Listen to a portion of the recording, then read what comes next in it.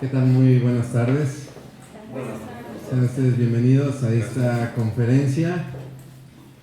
Vaya tema, ¿no? Jesús en el mundo actual. Este dilema de compartir el Evangelio en un mundo que algunos llaman posmoderno, algunos le llaman hipermoderno, o cínico, o neocínico, ¿no? Es un reto el que tenemos como miembros del cuerpo de Cristo, y qué mejor para darnos una charla acerca de este tema que de nuestro ponente, muy querido, muy estimado también por nuestra iglesia. Estoy hablando acerca de el licenciado, aunque también es el término correcto, espero no equivocarme, es maestrante, es decir, estudia en su maestría, está a punto ya de recibir su título. Luis Roberto Juárez Estrada, nacido aquí en la ciudad de Puebla, ya de 28 años de edad, muy joven.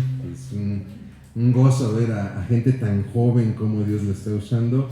Bueno, déjenme les platico que él es licenciado en producción audiovisual y tiene una especialidad en cine.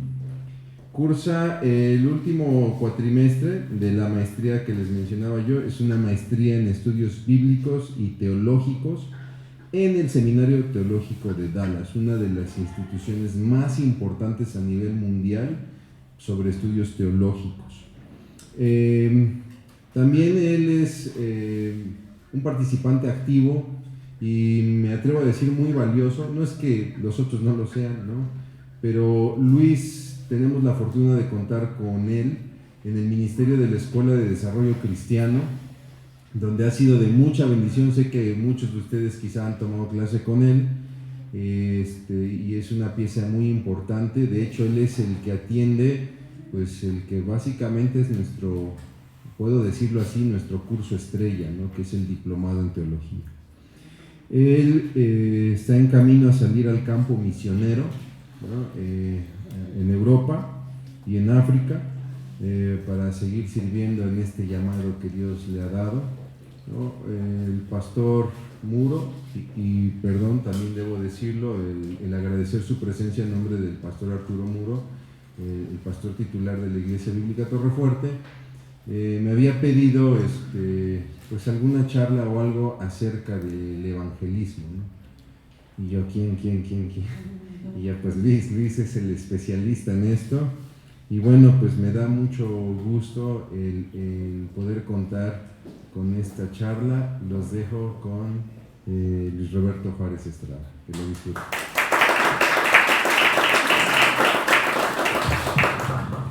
Gracias a Dios, hermanos.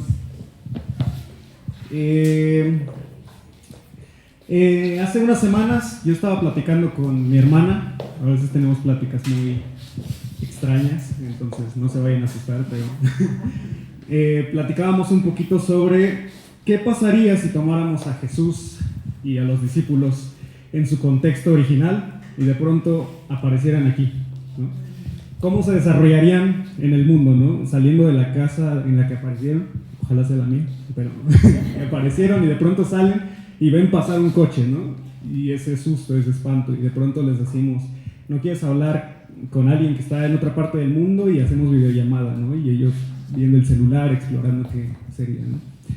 Y un poquito más adaptados, ¿cómo se desarrollarían en esta sociedad actual? Ya siendo un poco más triviales, irían al cine. Sería que Jesús va y compra su combo nachos y usa la tarjeta para todos los discípulos, o sea, quizá les invita a un café, dice vamos a Starbucks y echamos un café para ser discipulados, ¿no? Y todos ahí van.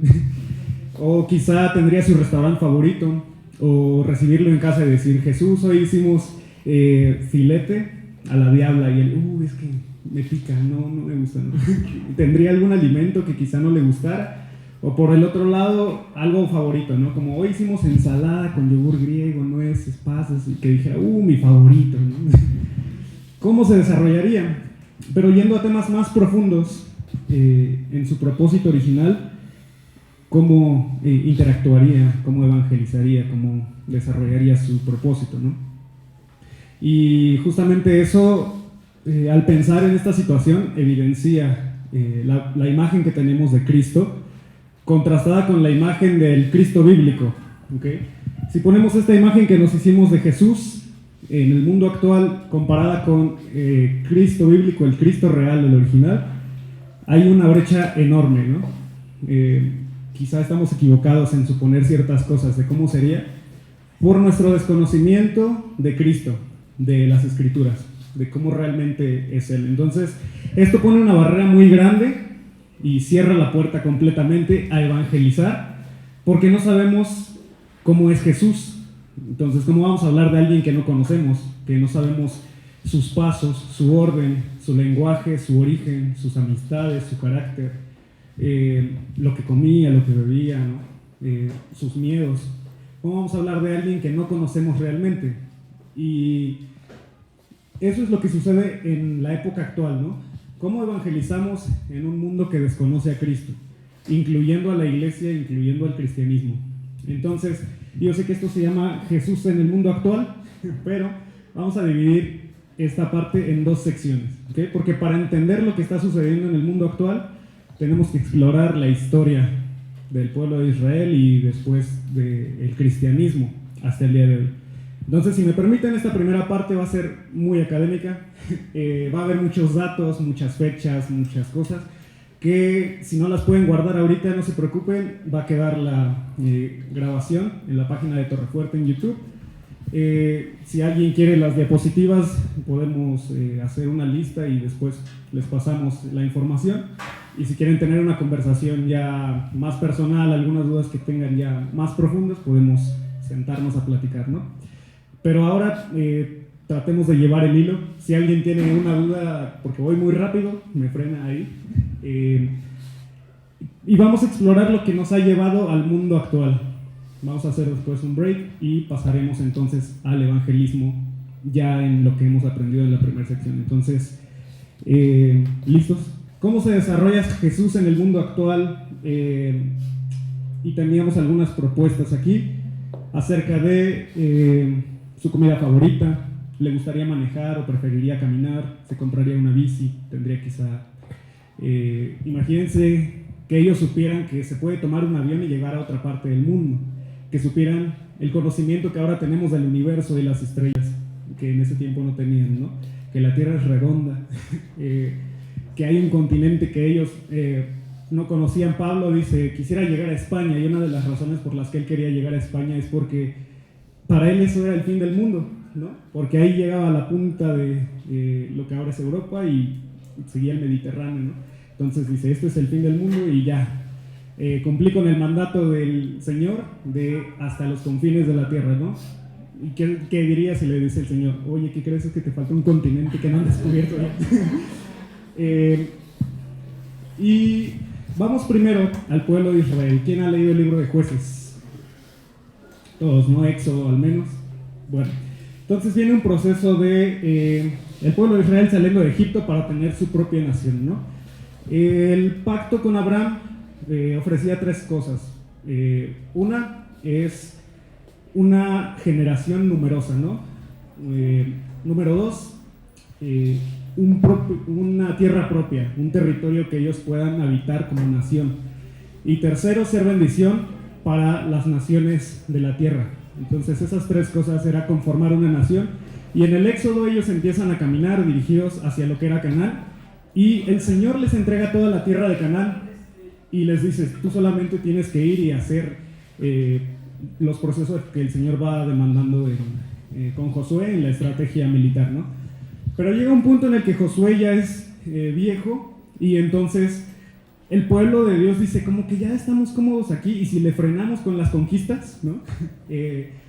Y Josué tenía ese espíritu de decir, no, vamos por más porque el Señor ya lo entregó, solamente es ir y entrar, ¿no? Pero cuando Josué muere, estas conquistas cesan. El pueblo se siente cómodo.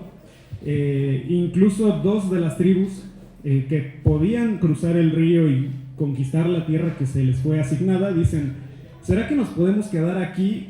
Nosotros los acompañamos a la guerra y ganamos los territorios para ustedes, pero nosotros nos podemos quedar aquí porque nuestras vacas ya están como cómodas, ya están comiendo, pastando, nuestras mujeres ya están sentadas. Está bien y Dios lo permite, cosa que más adelante va a ser un problema porque es un punto frágil para que Israel se someta, ¿no? Pero entonces ellos en su comodidad se quedan ahí y dejan pueblos dentro de la nación de Israel, y estos pueblos tienen una práctica religiosa completamente diferente a la que tienen el pueblo de Dios. Entonces entramos a esto, a la tierra de Canaán. Cuando el pueblo de Israel encuentra una religión llena de costumbres y de culto dirigidos a Baal, el dios de la guerra y de la fertilidad. Entonces para ellos era muy importante porque les ofrecía una seguridad como nación y también una prosperidad agrícola. Y Israel, al dejar que estos pueblos estén en medio de la nación, se empieza a contagiar de sus costumbres, de sus tradiciones, de su cultura, y le dice: ¿a poco ustedes practican, no sé, comer ciertos alimentos, ofrecer ciertas cosas a sus dioses? Y llegan entonces con el resto del pueblo y le dicen: nosotros podríamos hacer lo mismo. Y eso es una ofensa delante del Señor porque están yendo en contra de su santidad, ¿no? Entonces están adorando a Dios a su manera, no a como Dios lo dictó dentro de su santidad. Este proceso se le llama a algunos la cananización. Y un ejemplo muy claro es el de Jefté, que el Señor le dice: ¿sabes qué, Jefté? Dice: el espíritu del Señor vino sobre Jefté y convocó a las naciones para liberarlos de los amonitas. Y ya tenía todo, o sea, ya tenía el ejército, tenía los líderes, tenía los pueblos, y solamente era ir y hacer afrenta contra esos ejércitos. Pero lo que sucede es que Jefté toma un tiempo para decir: Señor, si nos das la victoria, la primera persona que salga cuando yo regrese de la guerra, la ofreceré en sacrificio a ti. ¿Y de dónde viene esto? De la influencia que tenía de los pueblos de Canaán, que hacían sacrificios humanos a Moloch, principalmente niños, ¿no? Ellos entregaban a los niños en sacrificio. Entonces él está influenciado por esta idea de que esa es la correcta adoración a Dios. ¿Y creen que con esto se está cumpliendo lo de ser bendición para otras naciones? No, ¿verdad? Entonces, ¿qué pasa? Que tiene la victoria porque el Señor ya los había entregado, y cuando regresa cantando de victoria, la primera persona que sale es su hija. Y ahora ya tienen conocimiento más pleno de la santidad de Dios. Pero es como algo contrario, porque dice: ahora que conozco a Dios, ya no puedo echarme para atrás porque su santidad respeta las promesas y tengo que cumplir con lo que le dije, porque ya le falté al respeto una vez, no puedo hacerlo otra, ¿no? Entonces ese es uno de los ejemplos más claros. Que usted pierde a su hija por una mala práctica, digamos que un mal evangelismo de ese tiempo, ¿no? Por dejarse influenciar por las naciones que estaban dentro de Israel. Y este proceso de cananización, llega el profeta a decir: porque me deleito más en la lealtad que en el sacrificio, y en el conocimiento de Dios más que en los holocaustos. Es decir, no hagan prácticas idólatras, ¿no? No se dejen llevar por sacrificios, por ofrendas, porque a mí me agrada más la obediencia.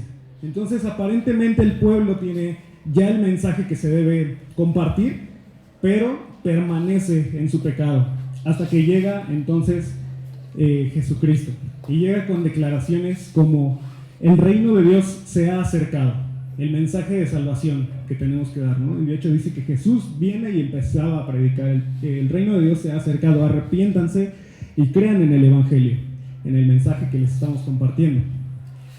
Dice: yo soy el camino, la verdad y la vida. Es decir, yo soy la representación de cómo se debe desarrollar una vida en este mundo para agradar y adorar al Señor. Amarás al Señor tu Dios, amarás a tu prójimo como a ti mismo.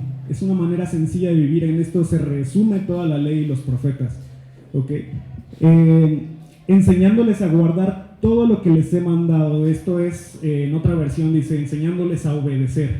Entonces Jesús comienza el nuevo mensaje de predicación en su persona, en cómo se tiene que vivir, lo que se tiene que hacer, con quién se tiene que hacer, y el orden práctico, la santidad de Dios, y se ve reflejada en los que nos rodean. Entonces Jesús cambia el chip que ya traíamos de la cananización y comienza lo que se conoce como el camino, ¿okay?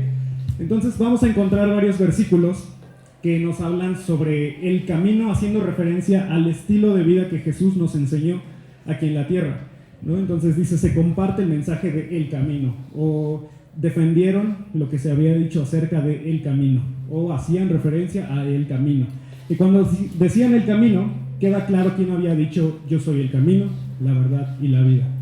Entonces, la manera en la que la iglesia compartía el mensaje a partir de Cristo, ¿cuál era? Viviendo como Jesús vivió. Entonces, esta iglesia son los nuevos discípulos cristianos. Ahí les compartiré unos versículos que después podrán explorar en la presentación.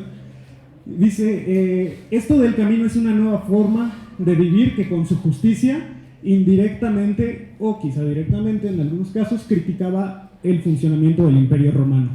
Porque el Imperio Romano se pregunta, ¿cómo es que este grupo puede vivir de manera tan justa, tan pacífica, tan honesta, sin necesidad de nuestras leyes, de nuestro imperio, de nuestros políticos, de nuestros líderes? No puede ser que se desarrolle una sociedad así, porque se pone en peligro la autoridad del Imperio Romano. Y entonces comienza la persecución hacia los cristianos. Años de opresión. Sin embargo, esto no cesa la predicación del mensaje. Los cristianos siguen viviendo con este nuevo eje que el Señor propone para el desarrollo de una sociedad. Y están contrarios, ¿no? El emperador romano, con el mensaje de que yo soy Dios en la tierra, en representación de la deidad, contra un pueblo que cree en la justicia de un Dios todopoderoso, santo, santo, santo, y que llega a decir, porque todos los que fueron bautizados en Cristo, de Cristo se han revestido. Ya no hay judío ni griego, no hay esclavo ni libre, no hay hombre ni hay mujer, porque todos son uno en Cristo Jesús. Y esto para el Imperio Romano es un ataque directo. ¿Cómo es que no va a haber categorías? ¿Cómo es que no va a haber sectores? ¿Cómo se va a administrar una nación que le debe toda su devoción al emperador, ¿no? Entonces, la persecución y la opresión es dura y es real, ¿no? Llegando incluso a que los cristianos sean el show para los coliseos romanos, aventándolos a los leones para hacer un circo delante del imperio. Pero pasan 300 años donde el cristianismo empieza a tener fortaleza y llega este hombre, ¿no? Que muchos conocen. Vamos a llamar esta parte el constantinismo, ¿ok? La iglesia no era aliada del Estado hasta la llegada de Constantino, que en el 313, a través de la visión de la cruz, que dice: con este símbolo vencerás, manda a sustituir todas las águilas imperiales y en lugar de eso coloca una cruz. Y entonces dice, con esto vamos a conquistar los territorios que nos quedan y vamos a hacer un imperio fortalecido con base en el cristianismo. Y por eso da una libertad religiosa y cesa la persecución cristiana. Y esto parece un gran logro para la iglesia, porque dicen, libremente vamos a poder evangelizar a las personas. Ahora sí tenemos toda la capacidad, todo el respaldo de la nación, y se acerca el reino de Dios y su justicia. Sin embargo, y en el 325 convoca el concilio de Nicea, donde llama a varios sacerdotes y les empieza a comentar qué se va a hacer con respecto a una nación que quiere juntar el poder del imperio con el cristianismo, ¿no? Entonces, al hacer esta unión, permite que se penetre la administración del imperio sobre la iglesia cristiana. Entonces, los cristianos que se estaban gozando de sí, tenemos libertad religiosa, ahora dicen, nos acaba de conquistar un imperio sin que nos diéramos cuenta, ¿ok? Y en el edicto de Tesalónica, más adelante, con Teodosio I, el cristianismo se convierte en la religión oficial y única del imperio. Aparentemente una victoria muy grande para el cristianismo, toda una nación poderosa que nos respalda. A esta parte no la llamemos cristianismo, la vamos a llamar cristiandad, que la cristiandad es un proceso cultural, político, social y económico para beneficio del imperio. Entonces esto no era una práctica genuina de lo que era seguir a Cristo, era un aprovechamiento de la situación social para permanecer con el poder de Roma, ¿no? Entonces, cristianismo describe más bien a una sociedad, no al individuo en este tiempo. Todo el pueblo es cristiano, y cuando todos son cristianos por obligación, no se sabe quién realmente lo es, ¿ok? Entonces el oprimido pasa a ser el opresor. Los que antes eran perseguidos y asesinados y eran circo, ahora son los que van a oprimir a las naciones que se atrevan a levantar una herejía. Y esto se hace a través de violencia legítima, justificada por el imperio y por dictadura. Entonces, vamos a matar y a conquistar naciones en el nombre de Cristo, y vamos a hacer tales sacrificios, tales prácticas, y hagan ofrendas al imperio en el nombre de Cristo, porque la iglesia lo demanda, ¿no? Y el edicto pronuncia algo así: ordenamos que tengan el nombre de cristianos católicos quienes sigan esta norma, mientras que los demás los juzgamos dementes y locos, sobre los que pesará la infamia de la herejía. Y esa infamia de la herejía se castiga con muerte. ¿Okay? Entonces el cristianismo nuevamente queda oprimido, el verdadero cristianismo, ¿no? Porque aunque todo el mundo es cristiano, ahora no hay nada de especial en quien realmente dice yo también lo soy. ¿Okay? Pero en 1517 llega Lutero con esta narración sobre la torre mientras se va flagelando, ¿no? Recorriendo las escaleras de la torre, mientras va diciendo solo por fe, solo por fe, solo por fe, y se detiene y dice, pero si es solo por fe, ¿por qué me estoy pegando, no? Si no tengo que hacer obras, nada más tengo que creer.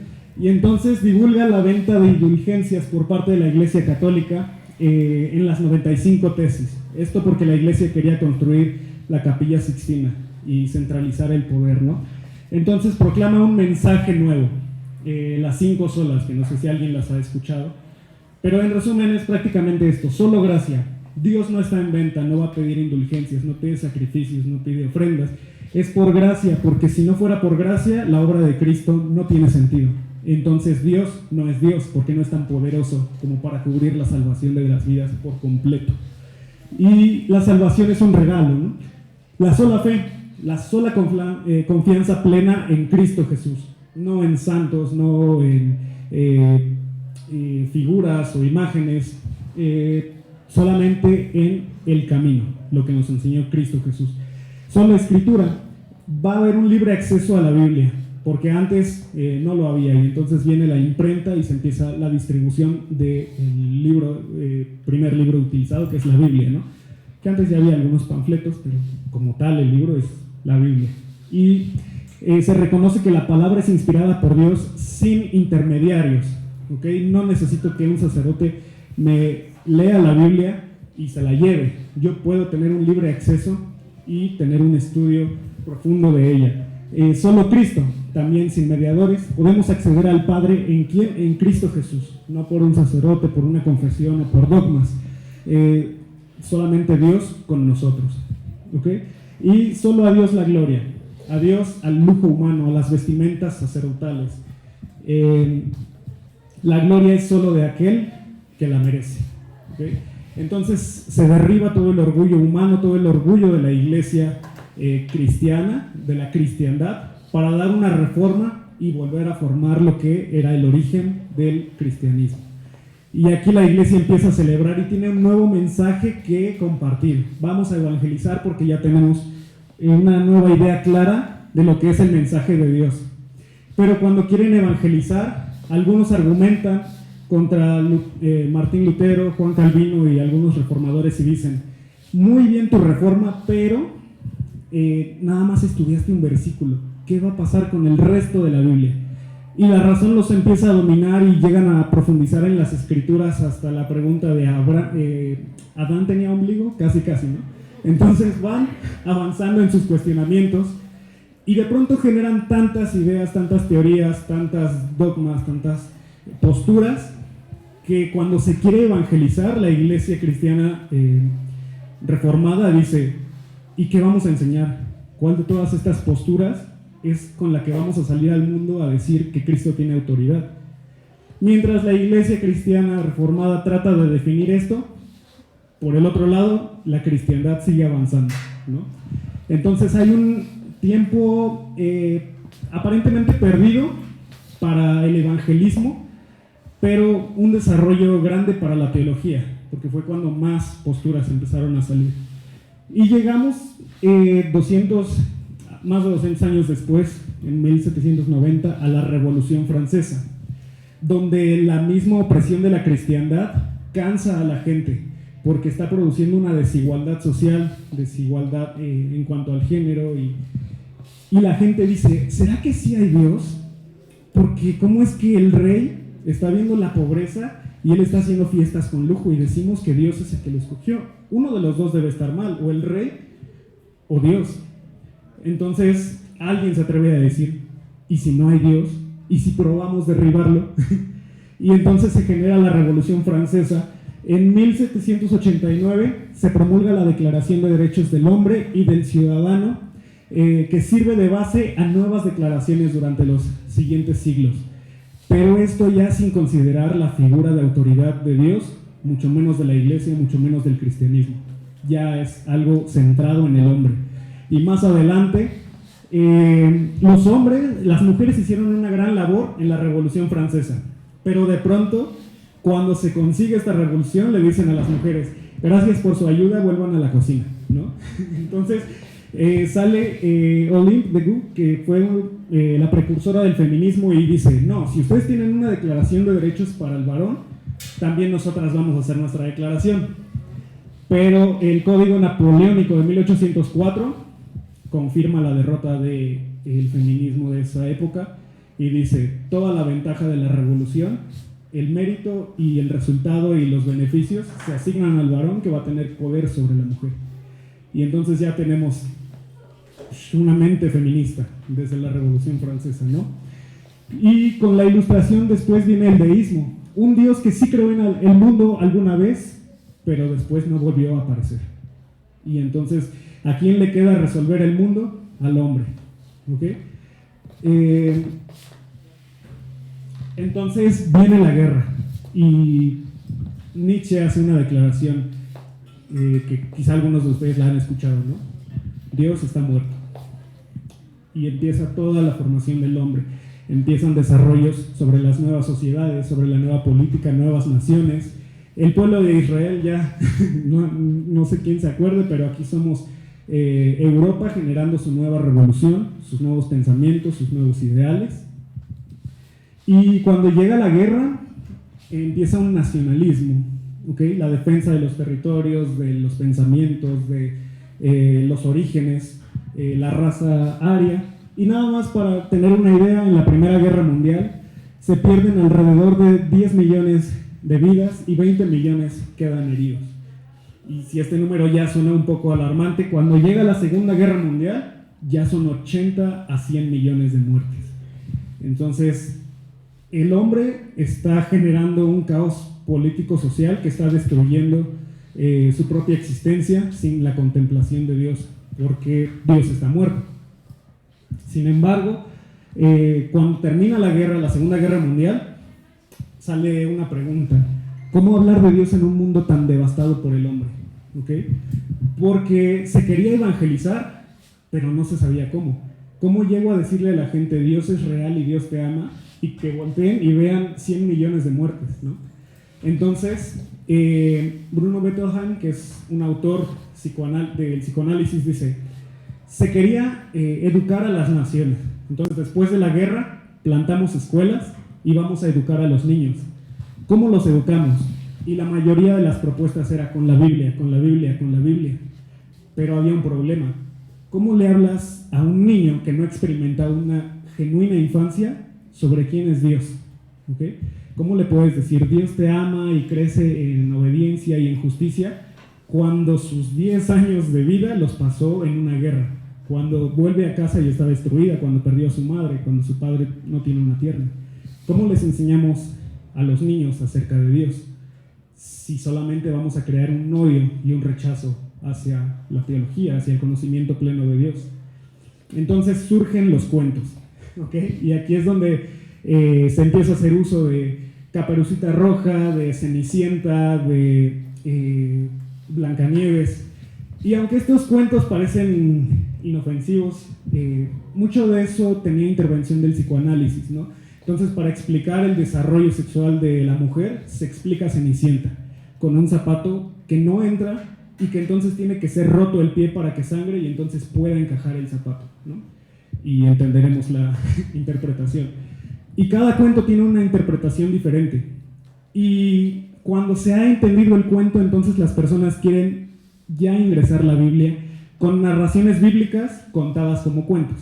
Había una vez un hombre llamado José. él soñaba mucho, ¿no? Y demás.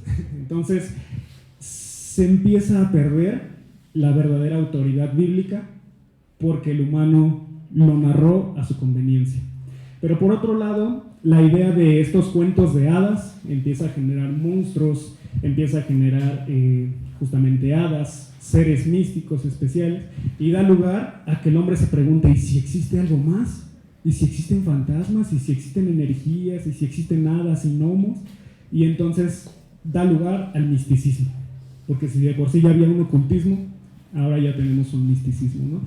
Y un desarrollo en adelante sobre muchas ideas. Entonces a la iglesia se le está yendo de las manos evangelizar, porque dice: ay, lo único que tenemos son cuentos, no podemos decirles que Dios los ama porque se van a enojar por haber creado una guerra, ¿no? Entonces, ¿cómo le hacemos? Y cuando cuentan cuentos, se olvidaron de la verdadera autoridad de las escrituras y están generando a Dios a su propia imagen humana, a su razonamiento humano.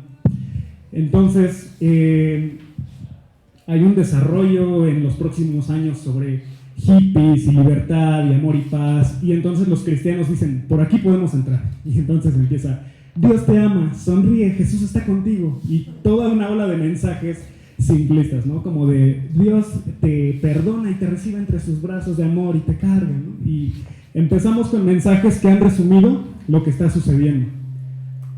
Pero de pronto empieza la Guerra Fría, y dentro de la Guerra Fría la carrera espacial, si entramos en un contexto un poquito más especializado. Todos aquí conocen la carrera espacial, supongo, ¿no? Y si no, pues fue este avance tecnológico para ver quién llegaba primero a la Luna, ¿no? Para evitar muertes y promover conquistas. Entonces, el secretario de la el secretario general del Partido Comunista de Rusia logra poner al primer hombre fuera del espacio, de la Tierra, perdón, lo pone en el espacio. Y con esto, cuando regresa, de hecho hay una película que se llama Gagarin, por si la quieren ver, está interesante. Cuando regresa, muchos le han asignado esta frase a Gagarin, pero en realidad fue del secretario. Y lo que declara es: ¿por qué la gente se aferra tanto a Dios? Le contesta un entrevistador: ¿por qué te aferras tanto a Dios? Gagarin voló al espacio y no vio a ningún Dios allá arriba. ¿Okay? Entonces la gente empieza a preguntarse ahora: ¿será que los astros, será que tienen dominio sobre nosotros, las estrellas? Y empieza un desarrollo de la astrología, de la astronomía, de la ciencia, y se empieza a olvidar cada vez más la autoridad del creador de los cielos y la tierra para dar lugar a estas creencias universales, ¿no? Pero Estados Unidos responde cuando llega al espacio y toma la primera foto de la Tierra, y dice que llegó en 1968 el Apolo por primera vez, fotografió la Tierra, y el capitán William Anders leyó los primeros 10 versos del libro del Génesis en vivo a 5 millones de televidentes en Nochebuena. Entonces dice: en el principio creó Dios los cielos y la tierra. Y ese mensaje llegó a toda la nación que estaba viendo que Estados Unidos ahora lideraba la carrera espacial. Entonces nuevamente surge un mensaje de esperanza, de que, ok, sí descubrimos algo desconocido, sí hay algo más allá, pero aún eso le sigue perteneciendo a Dios. Y hay un evangelismo que se empieza a promover, y entonces hay muchas iglesias que nacen en Estados Unidos, el cristianismo se adopta dentro de las leyes de Estados Unidos, y toda la gente empieza a investigar y a volver a la lectura de las escrituras, ¿no? Porque ya no son cuentos, ya se dieron cuenta que eso de las estrellas son los espíritus y esas cosas que antes se promovían no eran reales, que sí hay un universo, que sí hay más allá, y ningún hombre puede crear algo así, solamente puede haber una persona. ¿Quién será si no hay un hombre tan maravilloso como para crear algo así? Pensemos, revisemos la historia. El que dejamos antes de Constantino. Dios, ¿no? Dios. Y justamente es lo que se dice en la palabra: en el principio creó Dios los cielos y la tierra. Y me encanta cómo se presenta esto en la televisión cuando se transmite el mensaje, porque es una forma de decir: hoy es un nuevo inicio, un nuevo génesis para el cristianismo. Y se empieza a promover este mensaje. Lamentablemente se va perdiendo con el intento de muchos movimientos sociales, porque se desarrollan a pesar de que está la carrera espacial, sigue la Guerra Fría, ¿no? Y hay una tensión. Entonces, ahora no solamente se trata de tu potencia militar, tu potencia científica, tu potencia política contra la mía, se trata de tu Dios contra el hombre. Y esta guerra Rusia la empieza a promover por Alemania, por toda Europa, por parte de Asia. Y entonces Estados Unidos, como América, dice América está sometida a Dios, pero no tiene mucho alcance, ¿no? Y lo que hace en esa urgencia es decir, manden a misioneros, mándenlos a todos los que puedan. Sin embargo, John Wesley escribe en una de sus cartas: yo, que vine a Estados Unidos para evangelizar a los nativos de Georgia, ¿qué vine a descubrir? Que cuando yo estaba aquí para evangelizarlos, no conocía a Cristo, nunca lo había aceptado en mi corazón. Y se regresa para su país y dice, aquí está sucediendo algo extraño, ¿qué está pasando? ¿Por qué no conozco a Cristo? ¿Por qué no los puedo evangelizar? Y empieza a correr un peligro. El humano no conoce al Dios que está evangelizando, ¿okay? Y entonces nos empiezan ahora sí llegamos a lo que es, después de todo este recorrido, el mundo actual. No se conoce a Dios y en el mundo actual tenemos un desorden. Pero entonces, lo que experimentamos en el mundo actual es resultado de todo lo que ya narramos ahorita. Todos los problemas que exploramos se empiezan a resumir aquí. Y en el aspecto físico vamos a encontrar enfermedades, ¿okay? Experimentamos la pandemia, estamos ahorita ya en lo último, ya ciertos casos se llegan a escuchar, pero experimentamos una pandemia. Pero hay enfermedades, tan solo en el COVID se registraron entre 2020 y 2021 15 millones de muertes, ¿ok? Algunos de ustedes probablemente experimentaron ya sea una situación muy grave con el COVID o incluso la pérdida de alguien, ¿no? Tenemos problemas mentales y emocionales porque en este querer descubrir de dónde venimos, de que el hombre tiene el poder pero no puede controlar su propia vida, se desata una ansiedad, problemas de depresión, y tan solo en el 2022 en México hay 8.447 suicidios consumados, ¿no? Y la mayoría es de hombres, esos que en la Revolución Francesa dicen nosotros vamos a gozar de los beneficios de la nueva era, y son los que se están suicidando, ¿no? Entonces es grave. Y en el aspecto físico hay un avance científico y médico que ahora, en lugar de aplicarlo en el bienestar de la gente, involucró las cirugías estéticas y en el aspecto de género, ¿no? Gente que quiere ser de otro género y hace cirugías. Y esto que hace, no sé si han escuchado estos casos en los que, por ejemplo, en España, que un hombre trans fue quien ganó el premio de Miss España, ¿no? Miss Universo España. O Miss Universo, no sé, pero empieza a generar un caos entre la sociedad, quién es quién, y eres hombre, eres mujer, no sé, un miedo, un terror, una incapacidad de desarrollo social. Y otro aspecto, por ejemplo, es la obesidad. El 34% de las personas obesas padecen obesidad mórbida, obesidad más grave, ¿no? Entonces se empieza a deteriorar el aspecto físico de cada persona, ¿no? Nadie se libra, no es como que tú eres obeso, pero yo estoy delgado, ¿no? Porque yo incluso tengo algo, tan solo hay muchísimos casos de cáncer. El hospital del Niño Poblano lo visitamos una vez y salimos llorando, ¿no? Por todas las situaciones que vemos. En el aspecto social vamos a encontrar racismo, ¿ok?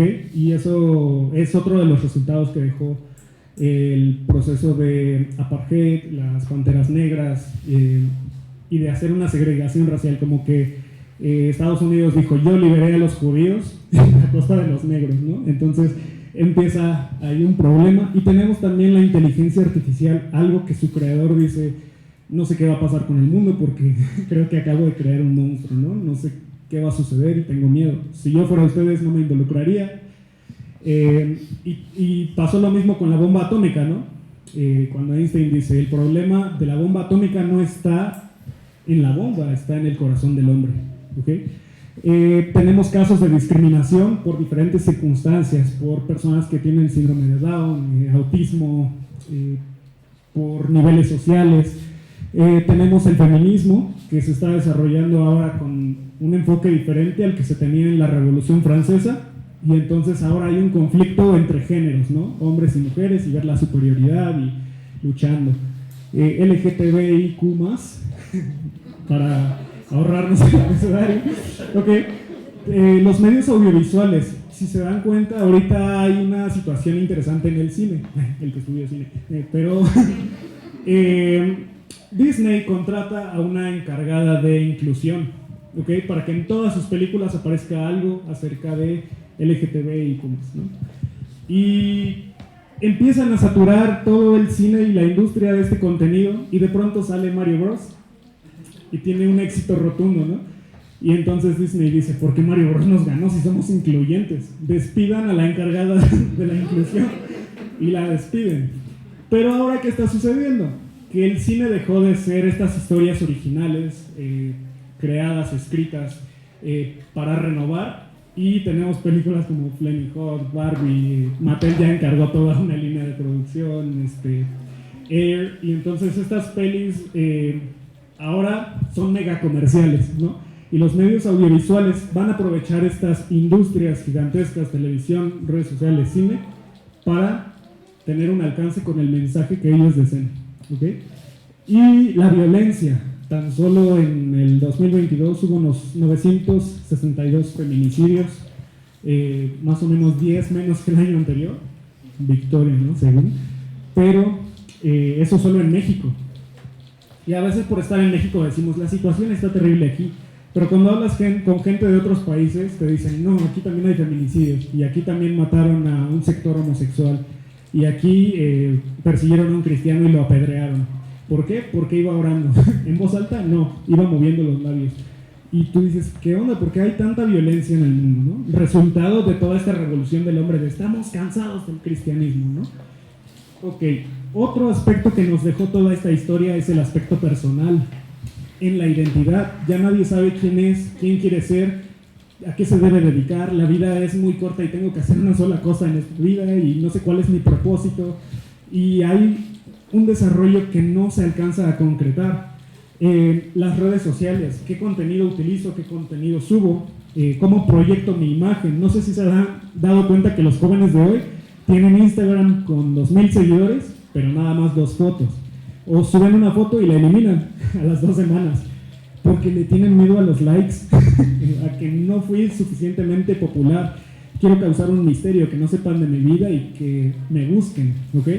Entonces, ¿cómo se maneja el desarrollo de las redes sociales en una sociedad que no tiene conocimiento de Dios, que está centrada en el hombre y que entonces va a juzgar todos los actos del hombre?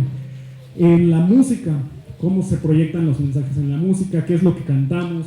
A nadie le gusta el regional mexicano, pero se hizo famoso por alguien y decimos, bueno, entonces sí, ¿ok? Y ahí están bailando en los videos y utilizan las canciones y no tienen una música que realmente los refleje. Y en la sexualidad, donde si de por sí desde los griegos ya estábamos perdidos, desde Canaán, donde se prostituían para adorar a sus dioses, ahora es por una adoración al hombre, ¿ok? Entonces la sexualidad está completamente deteriorada. En el aspecto espiritual tenemos el abuso de poder, porque la cristiandad sigue presente. Tenemos la ignorancia, porque se predican muchas cosas, se enseñan muchas cosas, pero nadie las pone a la luz de las escrituras. Y entonces tenemos pastores que se enojan y que dicen, esto es una ofensa para el Señor, como que un billete roto, ¿no? Se enoja. Y fue real, o sea, sucedió. Y dijo, para la otra, hermana, venga, usted fue la que puso este billete, y la exhibe delante de la iglesia. ¿Okay? Y esa ignorancia, dice, aleja a las personas y las lleva al misticismo. No sé si se han dado cuenta de la cantidad de gente que hoy va a sesiones donde conectan con su ángel, con su ser interior, donde creen en el universo y declara universo, ¿qué más es posible? Y estas cosas que empiezan a decir, y el misticismo empieza a tomar lugar, ¿no? El panteísmo, y también se le asigna la deidad a la naturaleza, y los árboles, si tú le hablas, te va a acariciar y va a volar. Entonces, también hay eventos de ocultismo, muchos eventos que aparentemente son moda y no sé, música y farándula, tienen un trasfondo y han salido muchos a pronunciar el ocultismo que existe dentro y son silenciados, ¿no? El sectarismo, la división de la iglesia y, por supuesto, la idolatría, que sigue presente. Y en el aspecto político, tenemos guerras, tan solo porque la tenemos lejitos, pero tenemos Ucrania, ¿no? Y Rusia. Hay dictaduras, una de las dos Coreas pues, no vive con la libertad que nosotros vivimos. Hay conflictos religiosos donde unos persiguen a otros, donde unos matan si en su país pronuncia hasta el nombre. Incluso los cristianos perseguimos a aquellos que no van de acuerdo con nosotros. Y tenemos inmigración, gente moviéndose de un lugar a otro y que está luchando con los rezagos del nacionalismo que dejó la guerra. Entonces ahí hay un conflicto, están llevándose nuestros recursos y que se vayan los inmigrantes de Florida, mejor regresen porque nos faltan comida, ¿no? Entonces ahí hay un conflicto que no se ha solucionado desde años atrás, desde la canonización, ¿no? Y la economía del país se me está bajando el dólar, pero también la panza de mi familia porque no puedo alimentarlos, ¿no? Ahí hay un desequilibrio económico. Y cada uno de estos puntos es resultado de la historia que exploramos. Entonces, este es el mundo actual. ¿Cómo ven? ¿Está fácil evangelizar en esto? Ok. Entonces, pasamos. ¿Qué lugar ocupa el cristianismo en este mundo actual? Y esa es la segunda parte. Me parece que hay un coffee break para que se levanten, puedan tomar un café, quizá conversar entre ustedes algunas cosas y nos vemos en unos 15 minutos. ¿Okay?